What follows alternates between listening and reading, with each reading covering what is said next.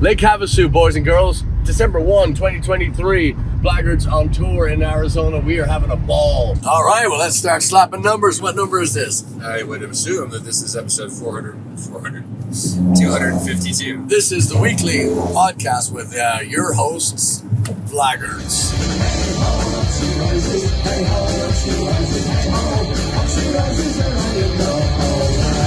We've just wrapped up 3 nights back to back to back in Chandler, Lake Havasu, and tonight was Bullhead at the Hardeville Tavern.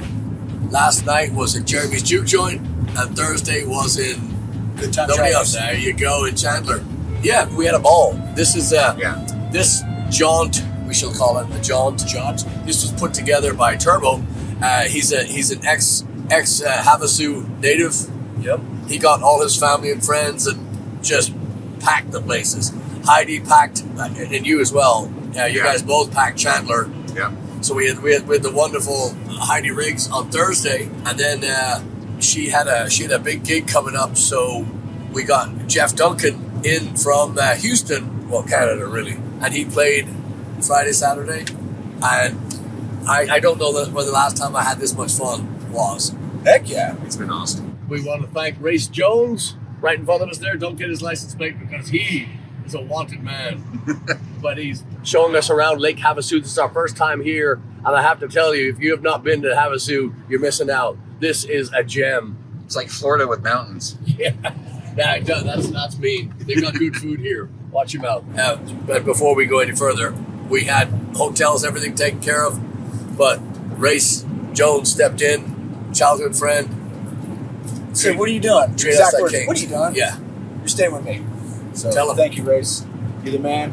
Opened up his home to us. Man, we lived like kings for 2 days. So Yeah, thanks, man. man, Yeah. just the guys, dude. Just everybody happens here. Just so many people out there. I'm just, man. Yeah. We're going by Turbo's childhood home. What does that mean? That means we're going to Sesame Street. Did you know that Sesame Street is here in Lake Havasu? Well, we're about to find it. It's where Ernie and Bert learned how to live together in perfect harmony. And where Ernie learned what a upper decker was. I just kid. Don't look that up, kids. Don't look that up. Legendary episode. Yeah. I was the only one where Bert cried. Hey, Bert. Ernie. Good. We missed our calling. We should have been sock puppet impersonators. I'm still nursing some coffee from Wild Coffee in Lake Havasu. Yeah. 2 shots of espresso black coffee. Not bad at all. So, cheers. This is the second coffee shop stop of the tour. Turbo, first question goes to you. What was the name of that place? Tin cup.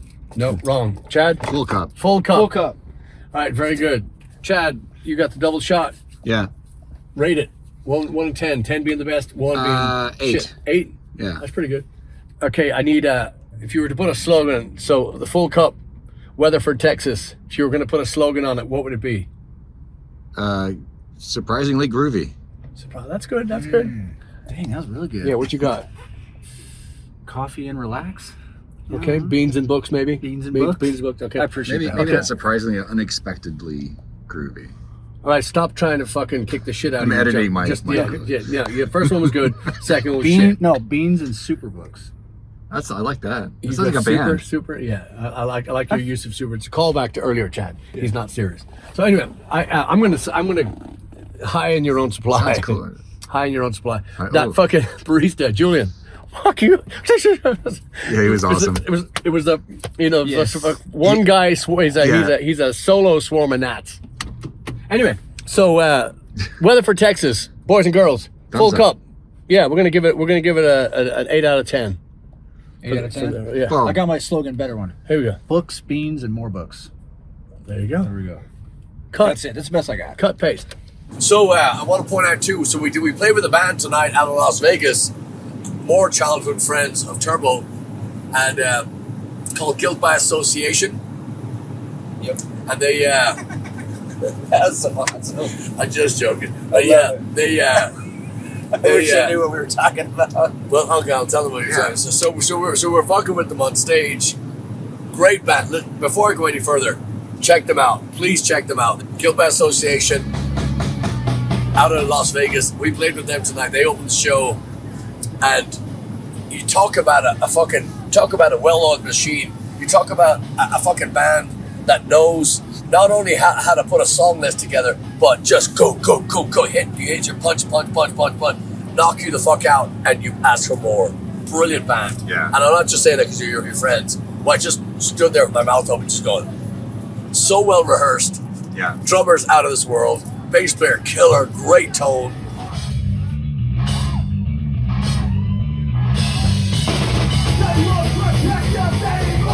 Two guitar players, both could just play rings around most people, and of course Mike, your childhood friend, singing, and a great songwriter, great lyricist, great performer, And harmonies, yeah, which a lot of punk bands don't. yeah. But man, they could have been, and I thought about this during the show. They could have been Anthrax with a good singer. Yeah. I mean, they were just playing such They were that good. fast and just tight. And I'm an Anthrax fan of the music. I do not like the vocals, but Mike's a great vocalist, great frontman. I've done some good shows with him. Like, you know, he used to sing. I used to play in a band with him. And Tell us, yeah, what was the name? he was telling me this. He was the first in Pummel, so he was pre-Adam. So this is when Pummel was, you know, a punk rock band, and then we had changed when we changed singers. The band completely changed and flipped over. But Mike was asking me tonight. He's like, "Man, do you have any recordings?" And I'm like, "That's the ones I want to find. I'm gonna find those." So I know that, and there was a couple people that came out to Bullhead that you know, knew us from back then, and we were just talking old stories, and I'm like, oh my gosh, it just seemed like so. I think I was 17, 16 years old, you know, and Mike was probably, you know, mid-20s or 24, 25-ish, and oh, it's cool. The last time I saw Guilty by Association, I got to tell a story. We were playing a show way up in Fallon, Nevada. It's by Reno, and they broke down. They were taking a couple cars up there. They broke down, and we were coming up in our tour van, and we were behind them. I verified that story tonight with Frank, the bass player. Yes, I did. What do you say? Go ahead. No, he's like, I swear it's a true story. So he goes, they broke down, and it was like, oh my God, we're not going to get to the show. And You guys 30 minutes behind. we picked them up, and so we loaded up all their gear and made it. We just stuffed everything in and made it work. We're like, no, man, let's go. And so we were able to play the show. We played this coffee house. We drove all the way for this coffee house in this small town called Fallon, Nevada. And then just all the kids just pile in there. And oh my gosh, it's one of my favorite places ever played. I've told you guys about this before. It was that place. Is That's just what it was. Listen, it was cool. kids, if you decide that you want to be in a rock and roll band, this is what we learned tonight. A big thank you to Frank, the owner of, he's not the owner, he's the manager of Hardyville Tavern in Bullhead City, right? We've talked about this a million times on SlapperCast. We've done this a million times. We go direct, meaning there's no huge amplifiers on stage. Guilty by Association have those big amps, but they just dial them in right. Everything was just perfect. Anyway, we were always talking about how, you know, you got to be prepared and blah blah blah. So there was a little mishap with the house sound tonight.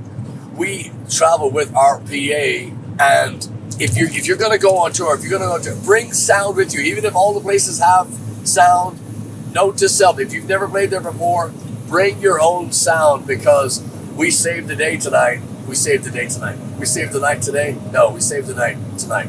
The system couldn't handle what we were giving it, so it was cutting out, and it sounded like we were just blowing the fuses and breaking everything. That wasn't the case. So, what, 10, 15 minutes tops? Had our own the full PA. We brought everything out of the van, we set it up, and we fucking it was just fantastic. If you're gonna go, if you're serious about rock and roll, make sure you have a backup. Yeah. Because we had the backup, and in seconds we were back up. It's imperative. If you want to make sure that you're gonna play rock and roll, Yeah. you got to do it. So I never regret for a second going from big amps to direct, to tiny little backline stuff. But you got to be prepared. Rock and roll bands, do not make that mistake. Don't go with it. Don't leave home without it. Yeah. What was the first thing you said? Beans and Superbugs? Beans and Superbooks. Is that what it was? Yeah. I like that. Oh. What was your favorite show over the 3-day trip? I can't. okay, so my favorite show would be, if I had to put them in order, I'd put them all in first place. No, this is why. Good Time Charlie's phenomenal, packed to the gills. Couldn't move anybody else in there. They had to put tables on the dance floor because There was no more room. there's no more room. All the tables were reserved when we got there, and we had more people coming in. Heide and Turbo just knocked it out of the park. Just got everybody in there. Great interaction with the crowd. They paid attention to every song. Nobody left. We did 2 sets. They bought our stuff. It was tremendous. We on? We're on. All right, boys and girls, tonight, Jeremy's, Lake Havasu, Arizona, 7 o'clock. No cover charge. Come with us. We got our security, too. We got security with us tonight. Nothing's going to happen. You're safe. We're safe. Come on down. Let's get unsafe together. Then Havasu, which I've never seen Turbo. That's the redhead over here. I've never seen him so nervous. I've never seen him so jumpy. I've never seen him so... He's just kind of... It was like a pregnant pause being fucking tased. I mean, that was his whole fucking demeanor for the whole thing, because he was just... every... It was amazing. It was like... It really was. But you held it together, and let me explain, too. So he was so excited. Jump in, please. No, I love hearing this. Every childhood friend, every bandmate, I know not every, but it seemed like every cousin, brother, sister, friend, everybody that could have shown up was there. And your time is wafer thin. A wafer thin mint. It was, you had no time, and we got there excruciatingly early, and, ready for anything, blah, blah, blah. You were spread so thin. Wafer thin? There was so many people. It was wall to wall. And remember, we played, in Arizona before, so we did have Blaggard fans there as well. And it was just mobbed. Yeah. And then we also have to say, so we're talking about Good Time Charlie's in Lake Havasu, Arizona, but Chandler. Well, tell me, Captain Chandler. Chandler. No. I'm talking about Good Time Charlie's. That's a Chandler. Yeah. I'm Spaulding and you're Chandler. Oh, that's sorry. Jeremy's Juke. I don't fucking care. Let's have no more of that either, eh?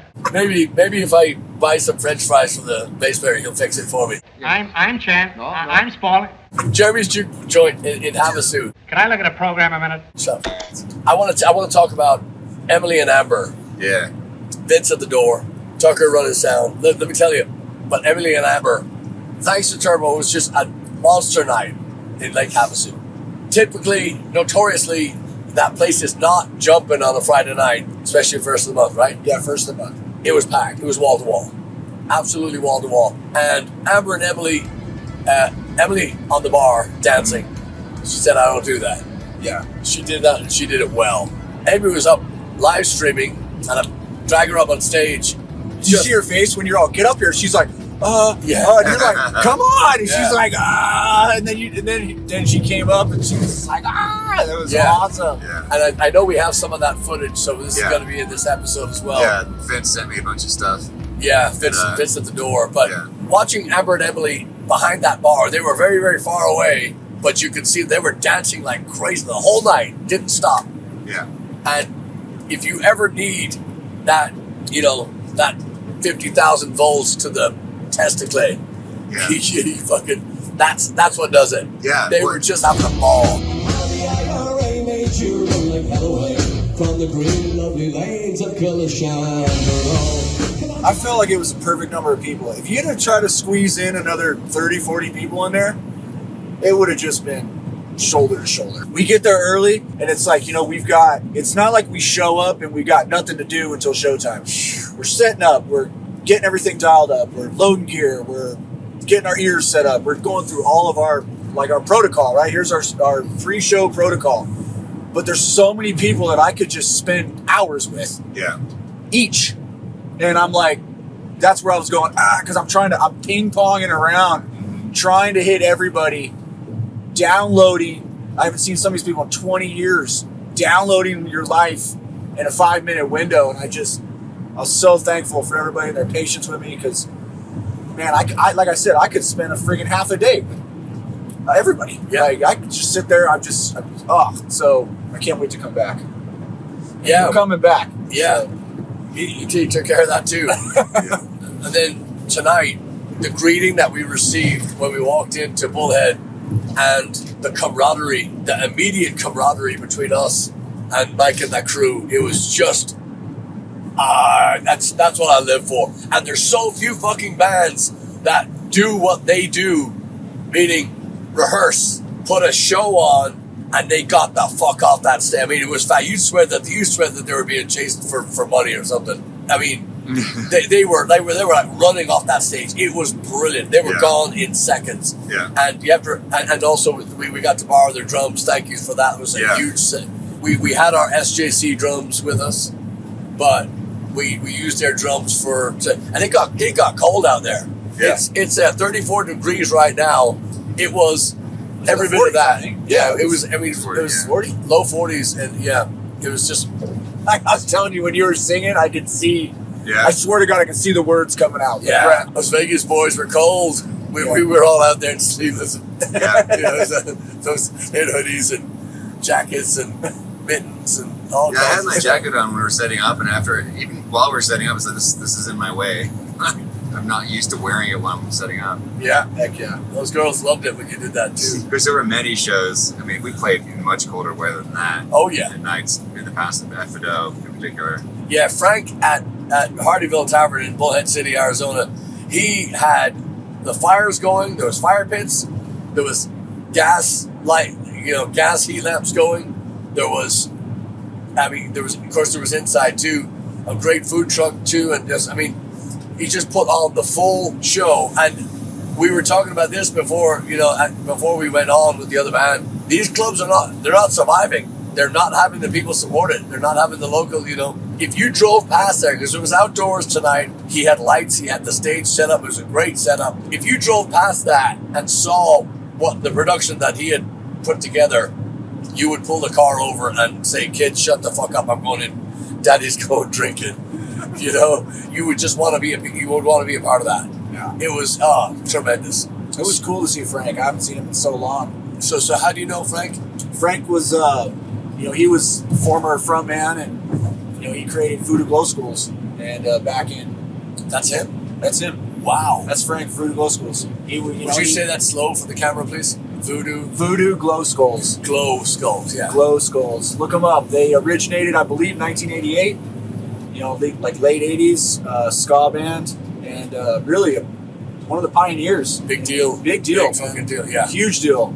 And I was just a fan. But he really brought a lot of bands and clubs and out in this area, kind of this little Tri-City area, and kept it going. He's still doing it. I mean, he's just like I told him. I'm like, man, you're a pillar, man. He's one of those guys who's like, he just puts it all in. And I'm like, so when you say Tri-Cities, do you mean like Bullhead, Kingman, Havasu, those kind of Kingman, those kind of areas right there. Is that the three cities right there? there? Yeah, the three cities. That's cool. He had this place called, it was the Underground in Lake Havasu that he did for a while. I'm going to show you that. I have that t-shirt. I told him I was going to wear it, but it's like a medium.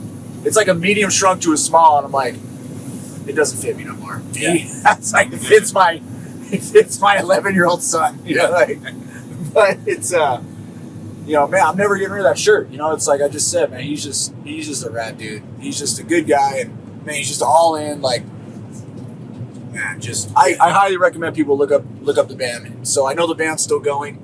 Man, they've been around forever, but they really were leaders in that, really pushing that type of genre. He was playing all that stuff that I grew up with, all that ska that I grew up with. Yeah. And it was the first time I think it was, what was the song that played like 4 times in a row?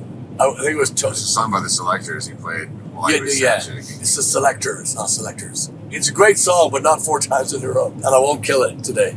No. No, it was a great song. It was kind of had that Susie and the Banshees kind of feel, but it was very, a little bit more polished. Missing Words? Is that what it was? Yes. Yeah. Oh God, I enjoyed that. I enjoyed that so much. He had Bad Manners playing on there, which I've shone light on. Anyway, great tunes to set up with, and you also know when somebody's playing that kind of stuff that he's not at home listening to Poison and the guy's got soul, but he really is. He, like you said, he dives in and he gives everything, and he's all about that night.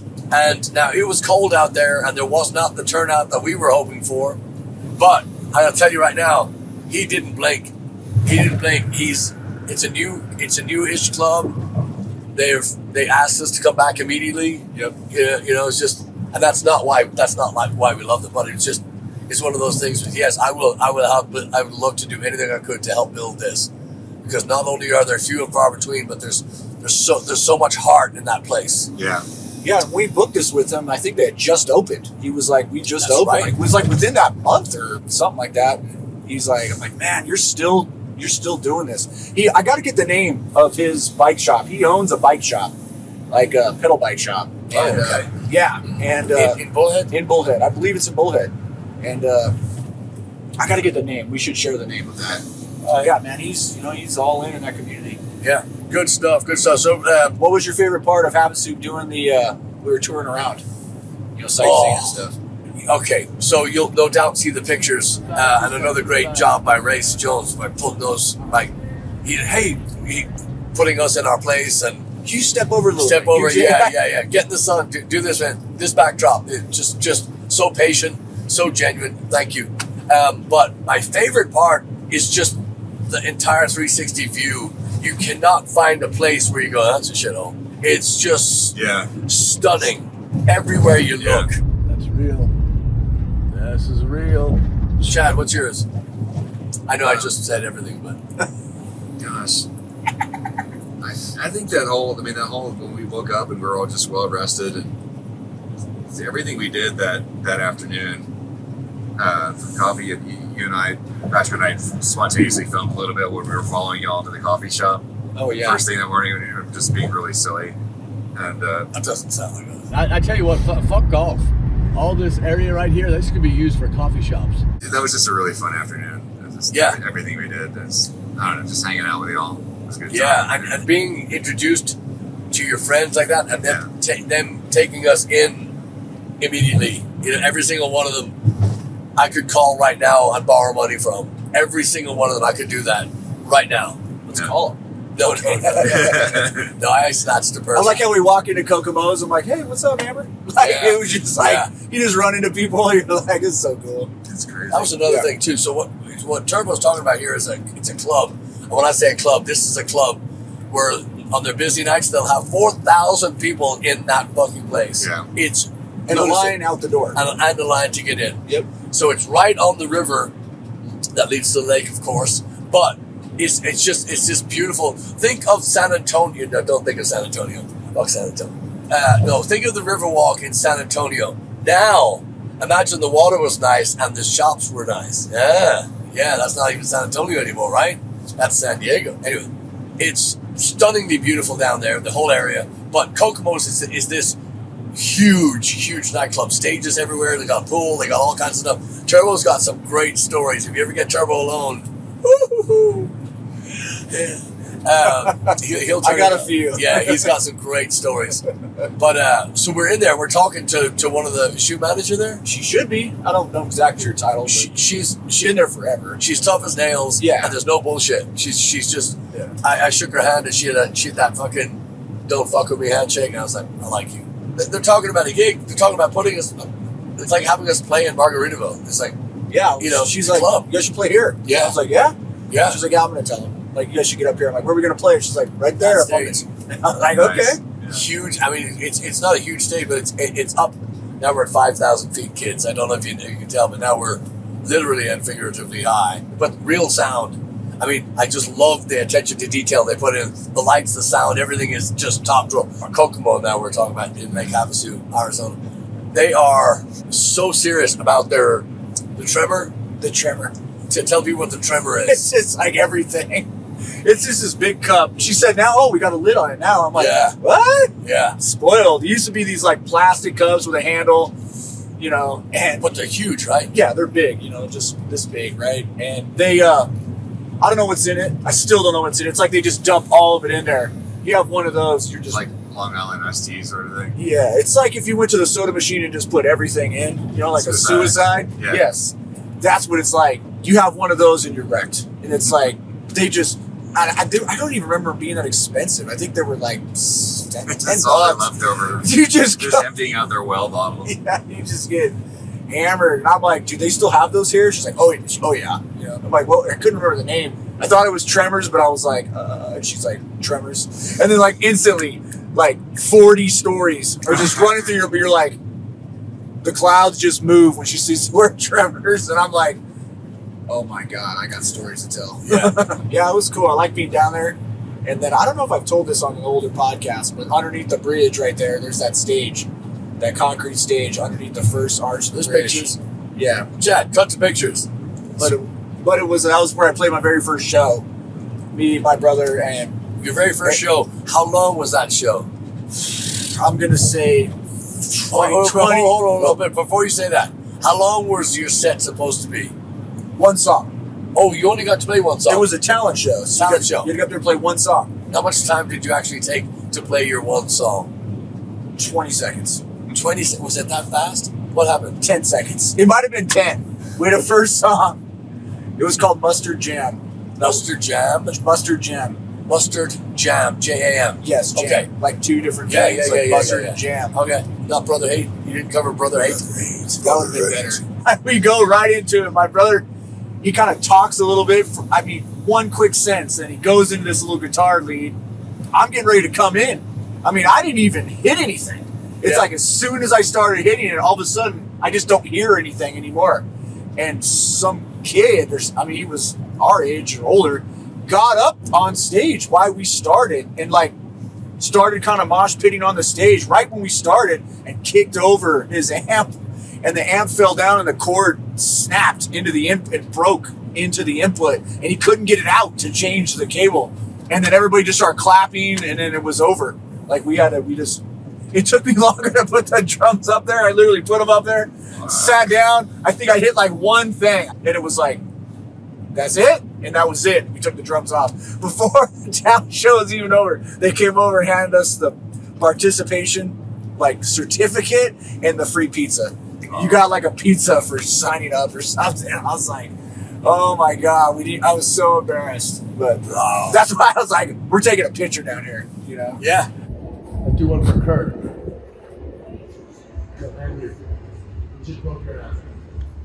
And for those that haven't been to Lake Havasu, Arizona, I'll tell you this. I wasn't expecting what I saw and what you're probably looking at in the photographs right now. I really was expecting a kind of semi-dirty little puddle in the ground and some prefab homes around it and scattered. This is a beautiful American gem, and it's nestled right at the foot of these mountains. It's got California over on one side. It's got I jumped in the water. Maybe Chad will show the exit. The water was freezing cold, but I have an addiction to getting in freezing cold as well. So I went and bought some shorts. Didn't bring any with me. Bought some shorts. Went in there. It was so beautiful, just so fantastic. The lake is pristine. The people are so friendly. You guys want to say hi? I can't say enough good things about it. People don't call me for recommendations for holidays, but let me tell you this. If you like jet skiing and boating and swimming and hiking, and the food was really good too. Just if you like all of those things, book yourself a week.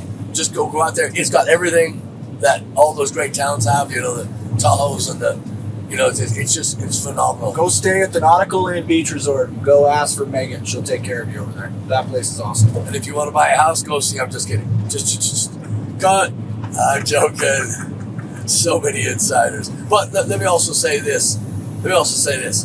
Quick Time Charlie's. That's in Chandler, by the way. These guys don't know what they're fucking talking about. Say, how long has this been going on? Let's change the subject. Heidi booked that, and she played her fucking ass off. She just nailed it. Ryan came out, her husband. I just can't get enough Ryan time. Ryan is one of these people that he's probably as modest and as humble as you're going to meet in a person, but he's kind of like a fucking superhero. He's a brilliant man. Yeah. And then Jeff Duncan came in Friday, Saturday. Jeff's just been on another fucking level lately. Yeah.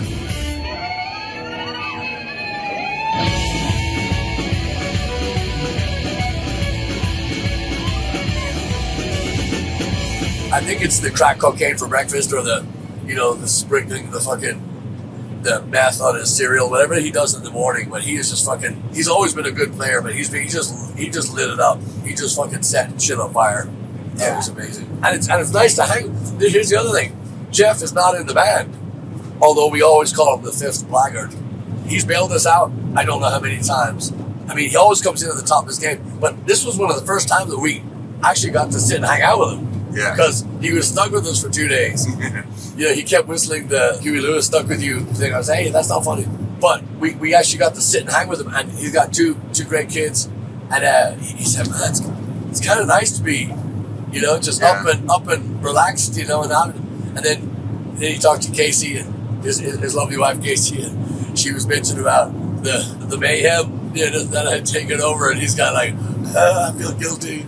Don't worry about it. You're too far away. But it's just all in all, it really magnificent.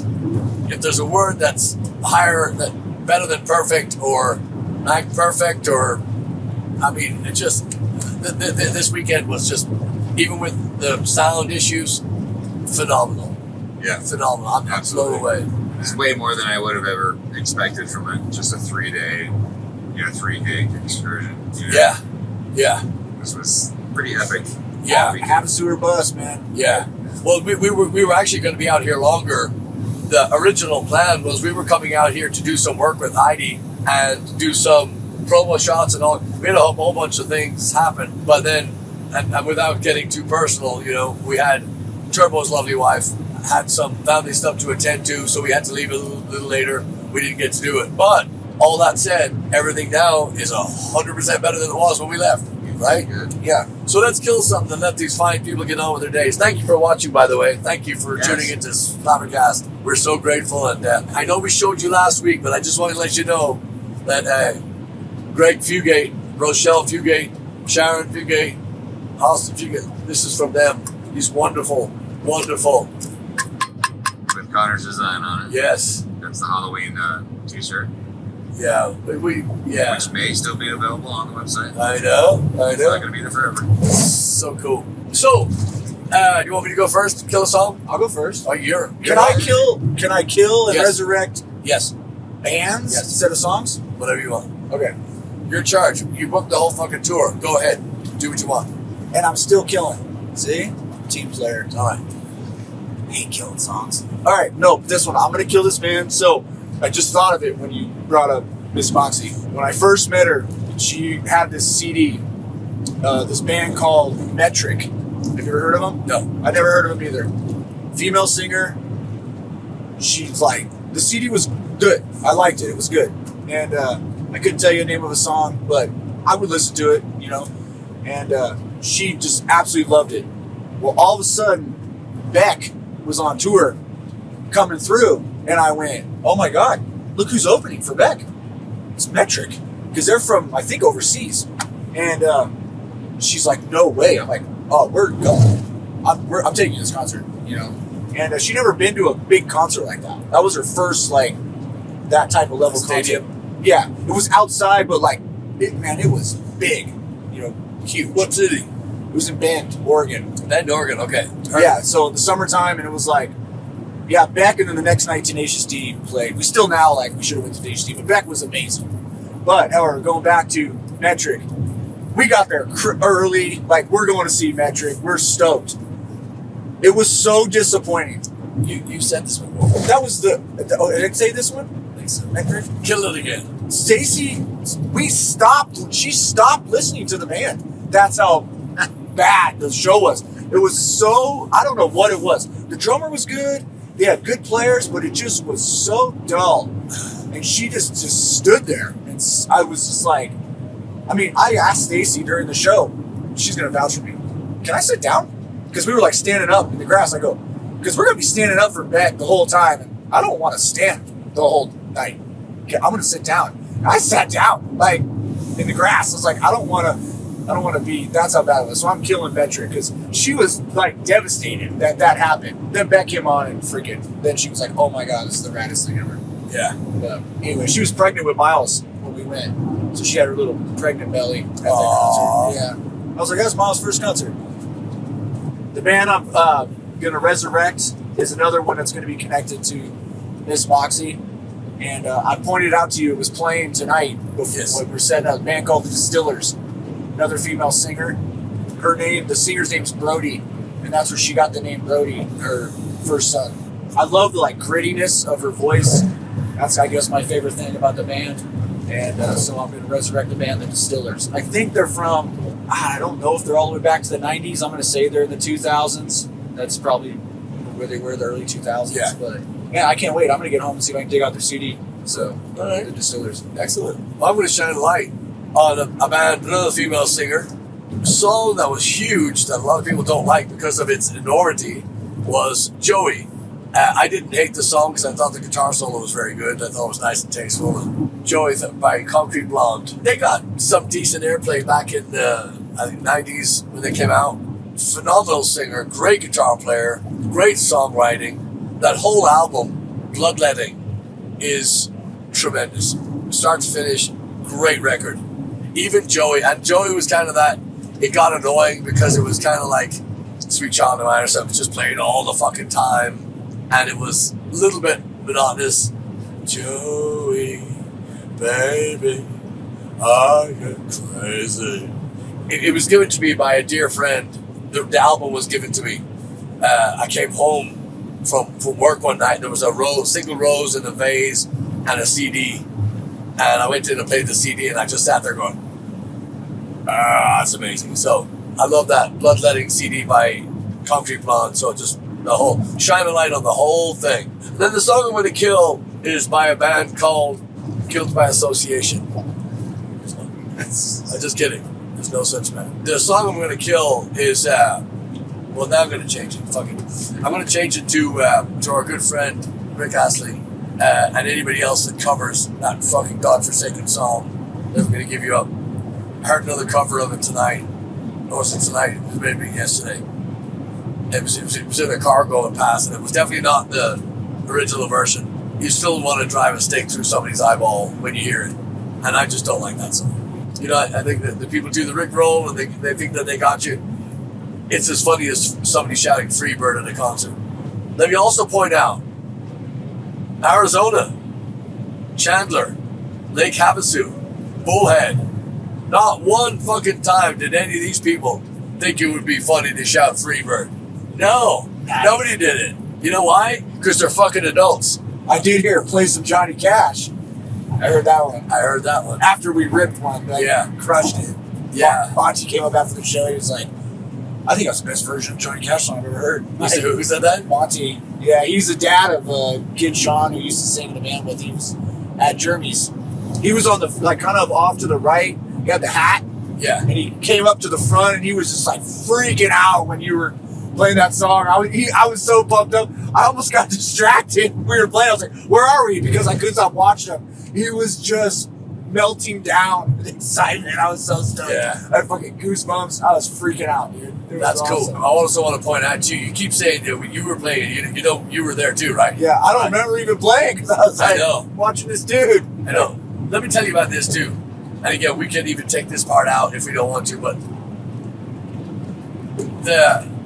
the people that came, your friends that hadn't seen you play in this band, at first, when we were in Lake Havasu, so many people, so many memories, so much time in between people seeing and hanging out with each other. So the first part of the show was kind of soft, meaning we didn't have full attention. The PA should have been a little bit bigger for that room. Mine wasn't ours, it was theirs.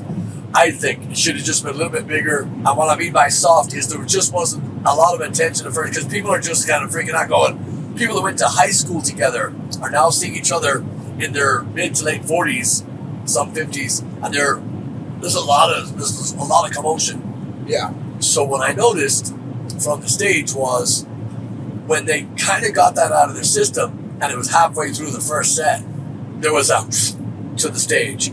And when I meant went to the stage, they came to the stage, they started listening to the lyrics of the songs, and they started dancing around and stuff. Then it became the show. Yeah. And I really, truly enjoyed, let's call the Turbettes, you know, the fan club. you could feel, see, touch, taste, know the pride that they felt for you.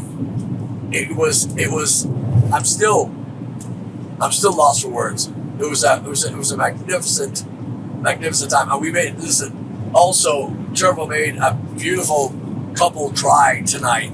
Can I tell that story? You can. Beautiful couple, Nell and Steve. Yeah. And they came to see us tonight.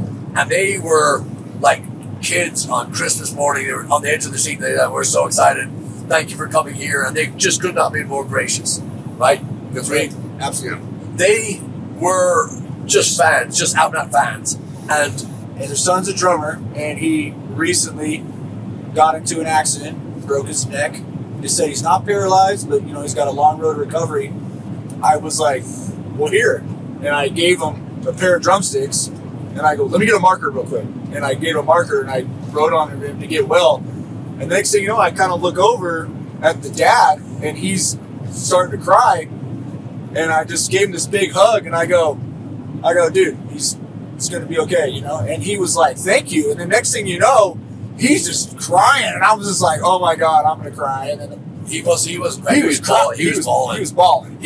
There was tears, and he was just, because I came over after that. Came over after the thing. I was like, did Turbo try to kiss you? Well, why? He was so moved, and they were so. He was like, are you sure? And I'm like, yeah.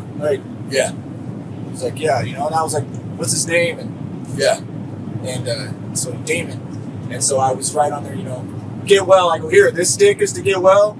And then the other one, I was like, rock on. This one's when he's ready to rock. And so cool. I was like, man, get him back up. You'll get healthy again, and then get him behind that kid here.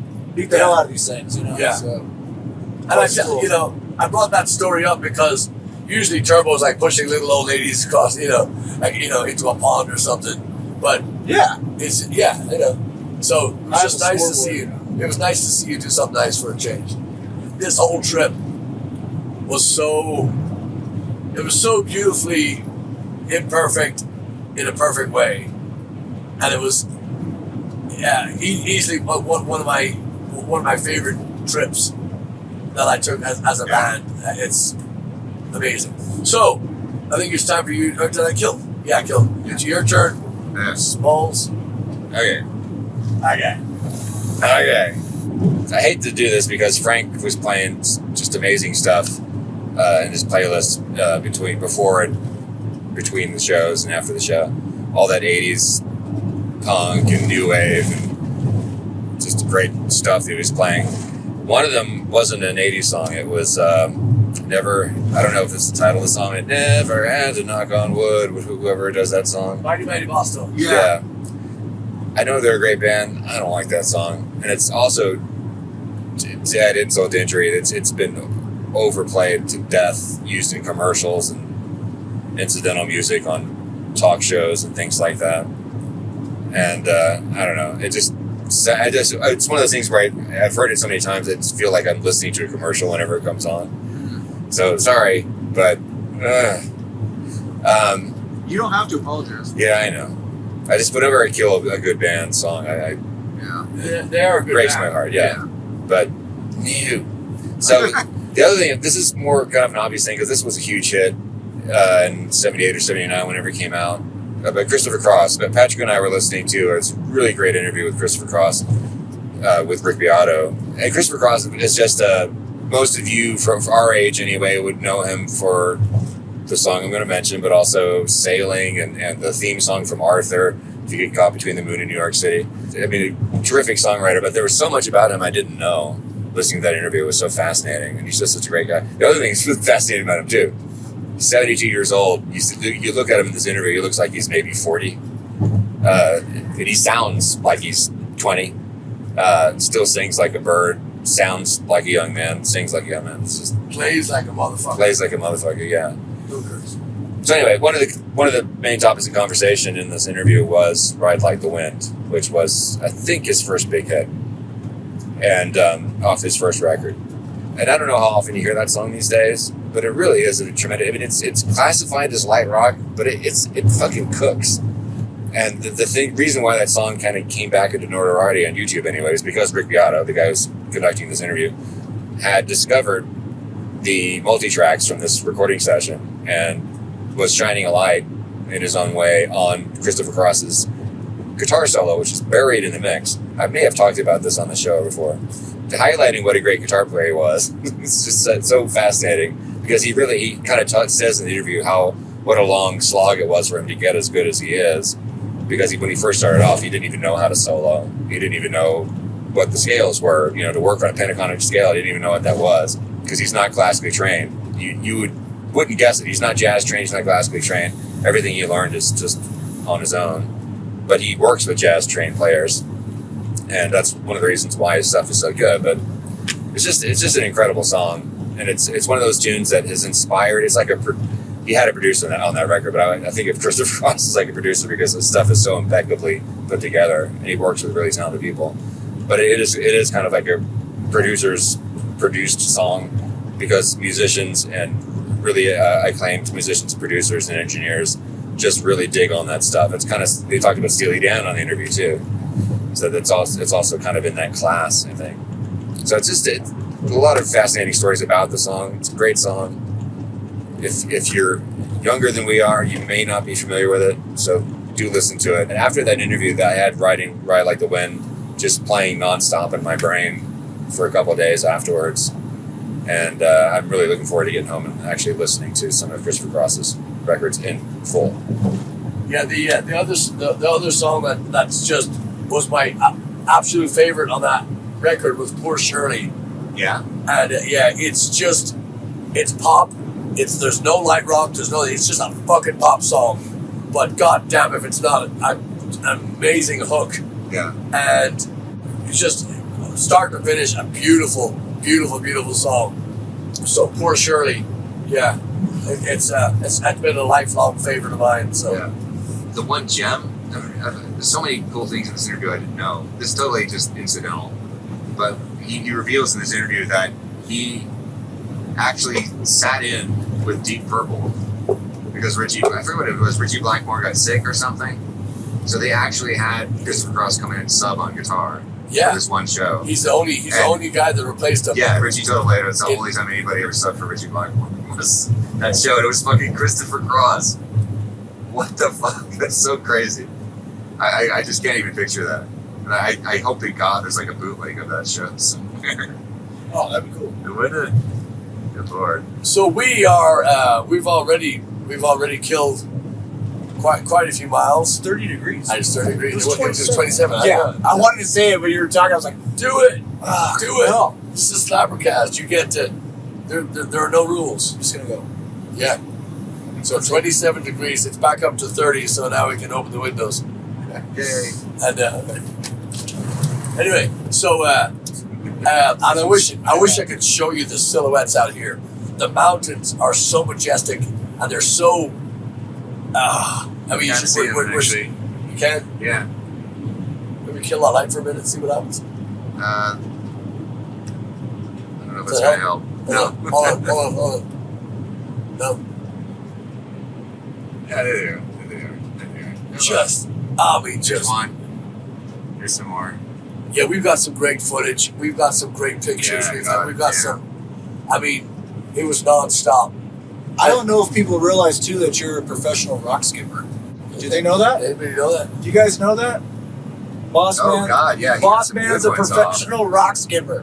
We were skipping rocks down the lake today, and I'm like, Hey, I should have been filming that. I'm like, what the? I thought I was good. I hit a couple, like 5-6 skips. I'm like, oh, let me show you guys what's up. He's getting them like all the way on the lake. You're like, ding, ding, ding, ding, ding, ding, ding, ding, ding, ding, ding, and they're like turning, ding, ding, ding, ding, ding, ding. I'm like, what the? These are like doing tricks. I'm like, this is some bullshit. Well, yeah, mine wanted to get away from me. That was fun, man. That was a good time. God. He's sorry, Chad, I'm going to laugh at your expense, but I sucked. He threw one, and I'm not sure it hit the water. Like, it just was like right on the Every edge. time. He's like, no, do it like this, Chad. Okay. Plunk. Every single fucking time. Single skipper. Yeah. You got the one down. Well, I think the one was the first one I threw. I wasn't even trying to skip it. That was the first one. Yeah. And it went bing, bing. That's so funny. Oh well. You're all, I give up. Yeah. Yeah, This isn't fun anymore. yeah. Turbo was going, don't Taking give my up. rocks, I'm going. Yeah, that's what I said. I was like, shh, never What did he give up. say? What did he say? I said, don't give up. Remember when I Oh, said it to you? yeah, I go, don't yeah, give up. And you're like, then when you saw what happened after about a couple minutes of it, we're like scoping to find the right rock. Everyone's Yeah. like, Yeah. Yeah. I gotta find the good one. Do you have a picture of that? We have a still. I have a picture of him throwing one out. at Oh, the you race gotta, day. you gotta share that. Yeah. It was funny because Probably to cover the episode. it was funny because Jeff Duncan found this perfect rock, and Chad was struggling with this technique, so he couldn't get it to skip. Yeah. And he handed it to me, and he goes, "Oh, that's a good one." And I was like, "Oh, that's a really good one." I was going to give it to Chad to, maybe this is the one to help. I was like, "No, it's too perfect. Yeah, Yeah, don't because waste it. there was just 2 or 3 rocks, and just I was like, man, not this one. And of course, that one went. I was like, oh, Dude, it's all that turn. Like, I was like, you have a boomerang rock, dude. Yeah. It's gonna come back. I've never seen a skip rock turn and come back. Like, it was like, boss, man.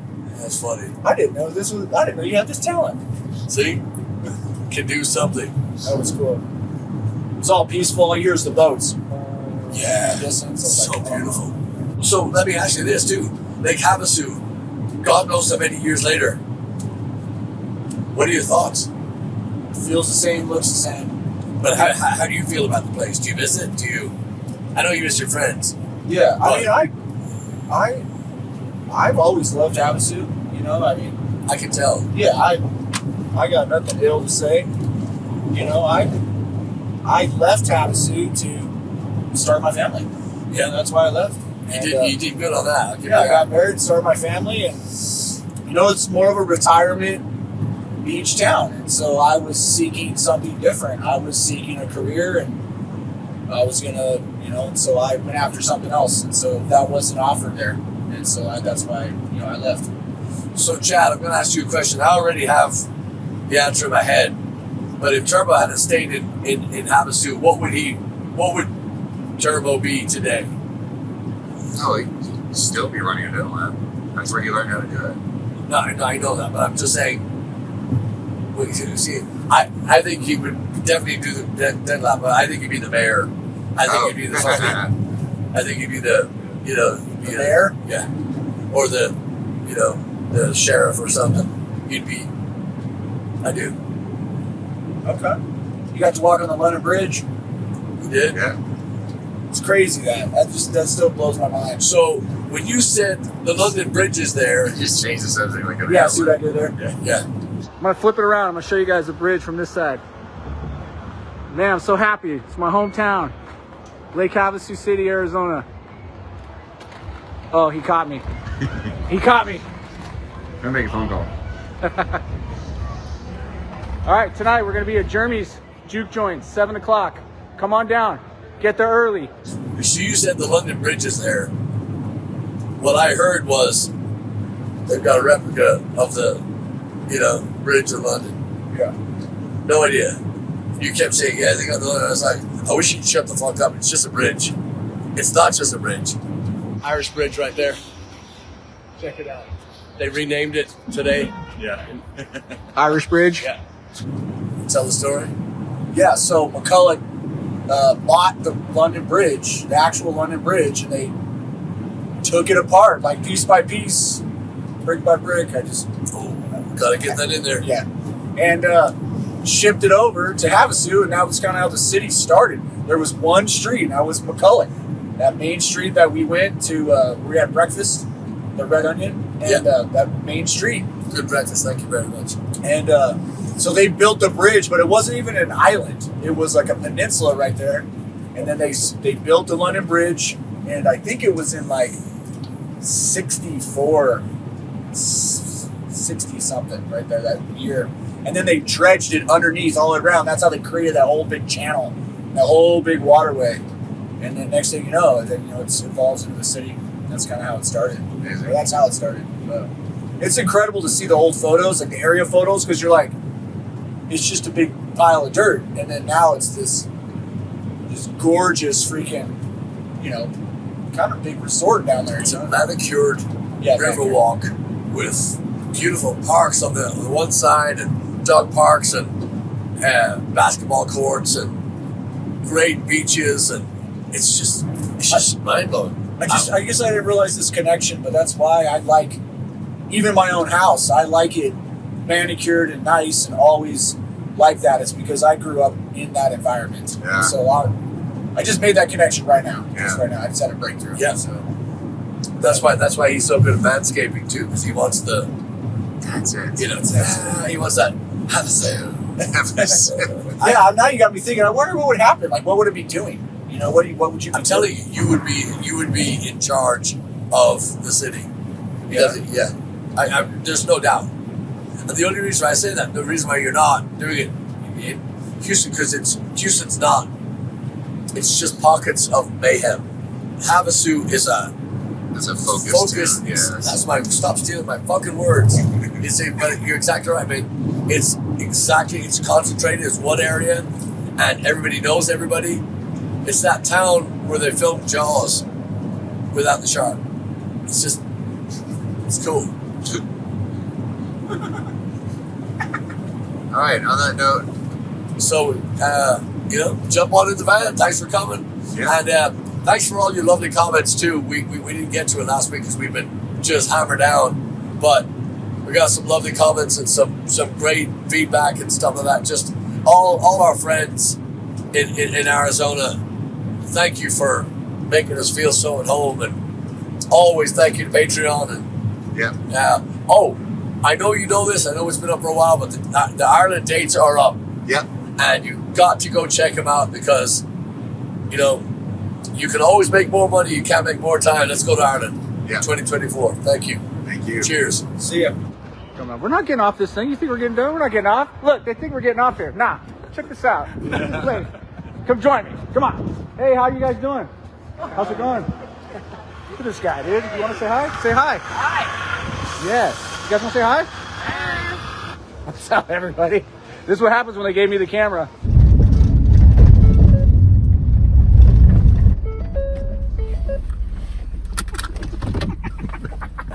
That's so funny. The noise. Oh, I blocked it out.